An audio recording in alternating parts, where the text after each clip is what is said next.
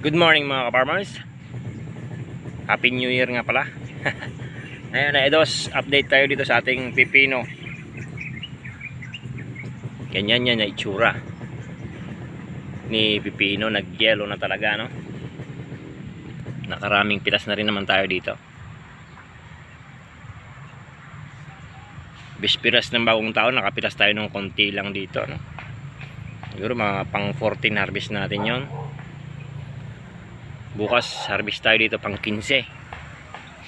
Problema, baka wala nang mapitas. Ay nako, ano? Share lang natin yung mga buwan na pwede tayong makatama sa presyo o makajackpot sa presyo. Buwan na pagtatanim ng pipino, ano? Kasi may marami na tayong ginawang video dyan. Actually ngayong season na pagtanim natin nito, kahit pa paano masasabi nating magandang presyuhan. Pinakamataas nating benta ay 30 pesos.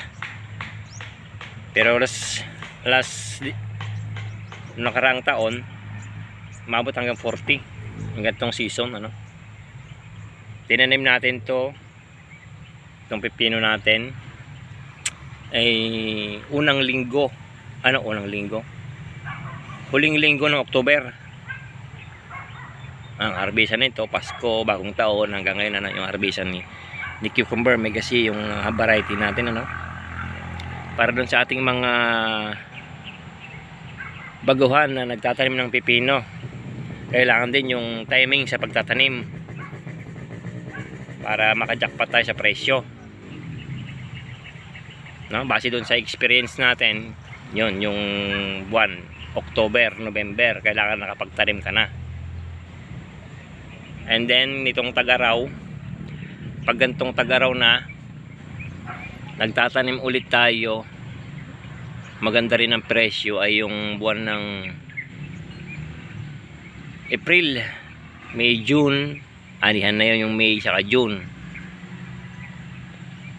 kasi tagaraw, mga lowland lang yung nagtatanim nito, mga part sa bundok o matataas na lugar, hindi na nakapagtanim yan kasi mga sahod ulan lang yung patubig nila. Mahirap pagka walang patubig, ano.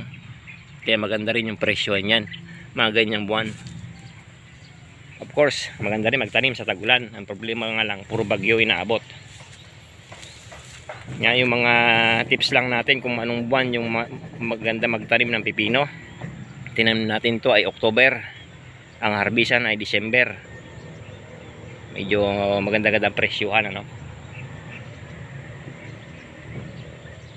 Then susunod sa tagaraw naman, April, harbisan nun yung mga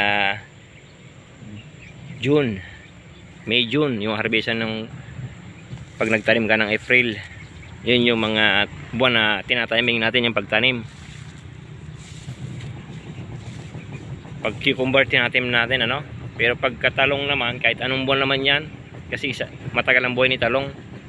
Kaya kung gusto magtanim ng talong, umpisa muna, huwag mo na i-timing. Kasi lahat ng presyo tatapatan yan ni talong. Ampalaya ganun din, kasi matagal din ang buhay ng ampalaya.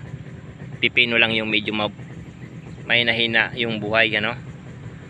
Maka 2 months, 3 months lang yan, patay na. Katulad nito, nasa 2 months na mahigit, magta 3 months na to, kaya ganyan itsura. Pero nakabili na ito ng second hand na tricycle. Tapos yung mga bunga ay medyo pangit na. Na? Ano mga buwan ba yung maganda magtanim ng pipino? Sa pipino kasi kailangan yung magandang timing, ano. Kailangan bago mag November nakatanim ka na. First week ng October tanim para yung presyuhan maganda. Ang anihan December. Base lang doon sa mga experience natin, ha? Kasi matagal na tayo nagtatanim ng pipino. Medyo natatimingan na natin yung mga season kung kailan matataas yung presyuhan ng pipino. Ito paano, may mga bunga pa naman tong pipino natin. Medyo pa isa-isa na nga lang. Sa gantong edad, maganda pa yung bunga. O, nasa ibaba pa.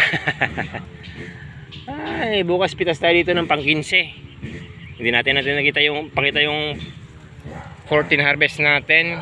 Kasi bispiras yun. Sagsagan yung busy masyado. Ay, nako. Tuloy, abot pa to 16. Kasi ganyan pa yung dahon eh. No? Mga buwan na parating sa ating mga first timer sa pipino. Kailangan tiyaga, saka yung timing, ano?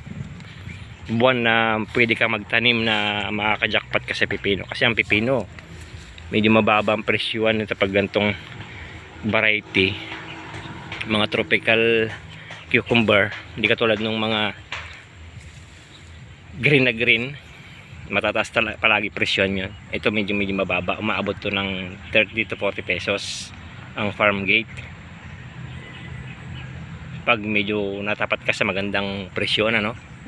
Pero minsan naman 10 pesos, 15 pesos, 20 pesos, 20 pesos maganda na rin yun kasi bugsuan ng harbisan ng pipino. Na, mga buwan na pwede kang makajakpat sa presyo ng pipino. Tanim ka October. Sa Tag-Araw naman, tanim ka ng April. Ganda rin ang presyo niyan, April. Kasi papasok yung tag-ulan, halos wala nang nagtatanim yan. Hirap na sa tubig. Kaya lang, kung nasa upperland ka, napakahirap. Pero kung may patubig ka naman, okay. Kasi ang pipino matawa sa tubig, no? Yan yung mga tips natin sa ating mga farmers ng pipino. Kailan yung jackpot price. Marami na tayong ginawang bidyong ganyan. Kaya minsan lagi nating natatapatan yung presyuhan ng pipino. Baka hanggang doon lang. Share lang natin yung mga buwan na pwede kang makajakpat sa presyo. Thank you.